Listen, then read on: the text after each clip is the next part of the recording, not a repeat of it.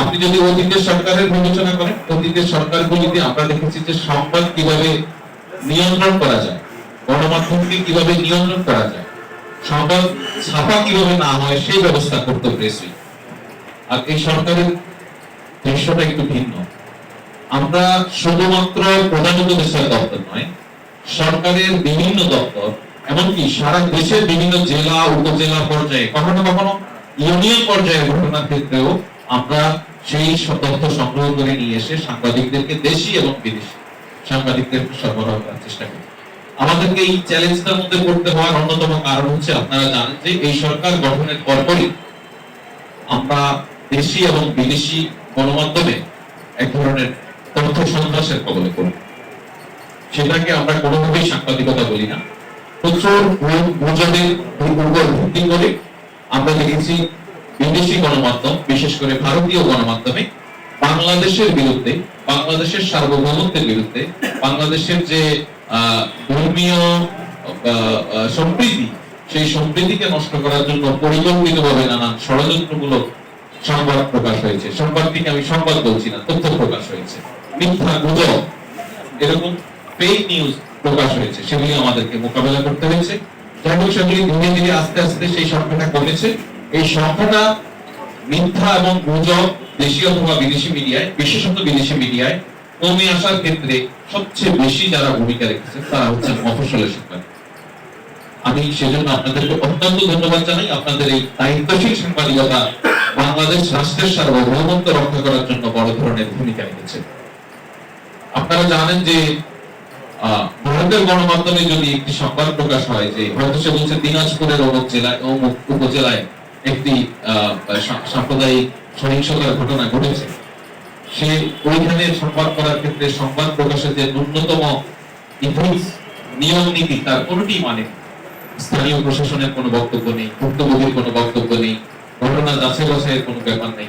দেখা গেছে কলকাতায় বসে একজন তাদের ধর্মীয় নেতা বা সংগঠনের নেতা তার বক্তব্য দিয়ে বাংলাদেশের সংবাদ প্রচার করছে। সেই জায়গায় তাৎক্ষণিকভাবে সেই সংবাদগুলি প্রকাশের পর আমাদের ওই সংশ্লিষ্ট জেলার যে সংবাদকর্মী ভাইরা আছে তারা দেখা যায় নিজেরা সংবাদ প্রকাশ করছে। তাদের এই সংবাদ প্রকাশের মধ্য দিয়ে আমাদের বাংলাদেশ রাষ্ট্রের বিরুদ্ধে যে গভীর ষড়যন্ত্র, সেই ষড়যন্ত্র আমরা আলহামদুলিল্লাহ বলতে পারি ইতিমধ্যে বেঁচে গেছে। বাংলাদেশের বিরুদ্ধে কোনো ষড়যন্ত্র আর ঠিক না।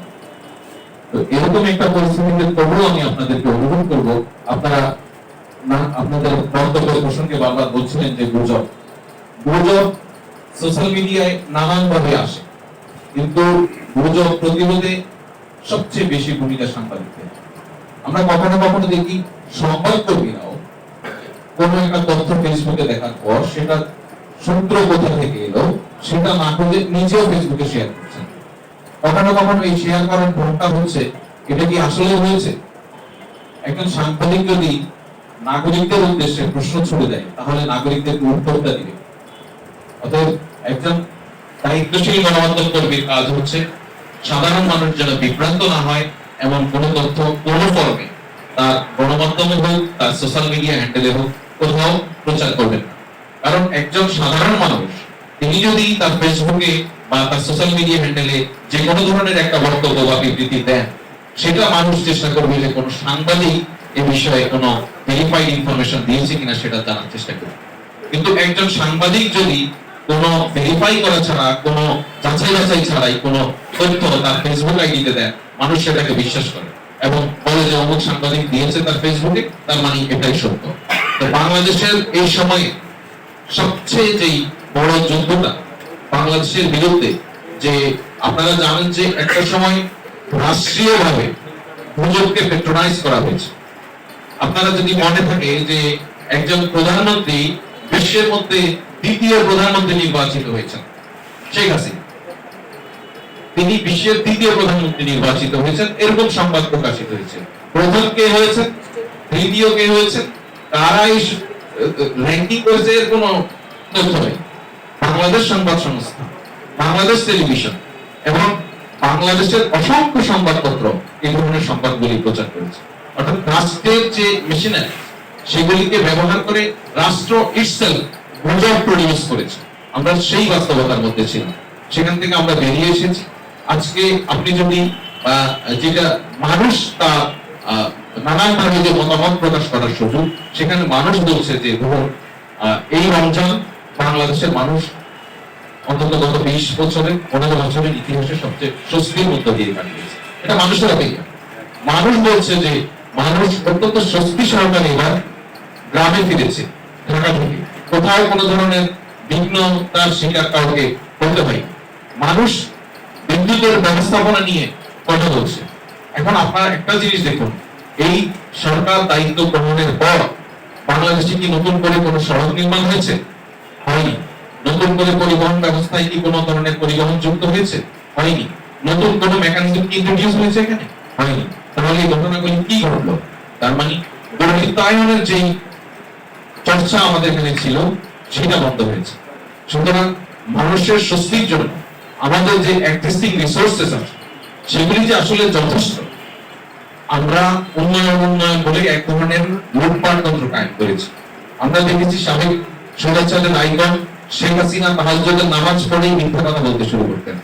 এই যে এক প্রবল অত্যাচারের মধ্য দিয়ে দেশের মানুষ এক সংকীর্ণ অবস্থায় ছিল, মানুষ কোথাও কোন পর্যায়ে দাঁড়িয়ে তার একটি অধিকারের কথা, একটি দাবির কথা বলতে পারতেন না। এর ফলে দেখুন মানুষের সকল দাবি তার ভিতরে জমা হয়ে আছে। সরকারের যারা কাজ করেন তাদের মধ্যে অত্যন্ত ক্ষুদ্র একজন মানুষ। আমাকে আপনারা আজকে কাছে পেয়ে আমার কাছে কতগুলি দাবি তুলে ধরলেন একটি জেলা। আপনি যদি চিন্তা করেন আমাদের 64 জেলার মানুষের আপনারা হয়তো এখন হঠাৎ করে বলেছেন বলে আপনাদের দাবিগুলি সব মনে নেই।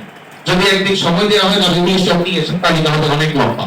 সারা দেশে এরকম দাবি রয়েছে, সারা দেশের 64 জেলারই এরকম দাবি রয়েছে। অতএব আমরা শুধু উন্নয়নের গল্প বলেছি। একবার বলেছেন সারা দেশে অনেক উন্নয়ন হয়েছে, কিন্তু লক্ষ্মীপুরে কোনো উন্নয়ন হয়নি। একইভাবে আপনি দিনাজপুর জেলায় যান, রাজবাড়ী জেলায় যান, ফরিদপুর জেলায় যান, গোপালগঞ্জে যান, ওখানকার মানুষরা একই কথা বলবে সারা দেশে অনেক উন্নয়ন হয়েছে, গোপালগঞ্জে কোনো উন্নয়ন হয়নি। এই কথাটি বলবে। এর মানে আসলে আমাদেরকে এক ধরনের উন্নয়নের গল্প শোনানো হয়েছে। আমরা উন্নয়ন নামক অনেক প্রজেক্ট দেখেছি, মেগা প্রজেক্ট এবং লুটপাট। এখানে যে আরিফ বসা বাংলাদেশের এই মেগা প্রজেক্টের লুটপাটের সবচেয়ে বেশি এক্সাম্পলস গুলি যে মানুষের সামনে নিয়ে এসেছে তার মধ্যে একজন হচ্ছে আরিফ। তার সাংবাদিকতার মধ্যে দিয়ে সেটা প্রমাণ করেছে। অসংখ্য ভবন নির্মাণ হয়েছে, সে সমস্ত ভবনের কোনো বাস্তবতা নেই। এগুলি লুটপাট ছাড়া অন্য কোনো কারণ ছাড়া কিছু হয়।